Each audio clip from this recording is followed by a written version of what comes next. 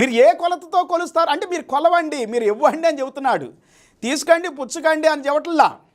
వాక్యం చెబుతుందంటే ఇవ్వమని చెబుతా ఉంది.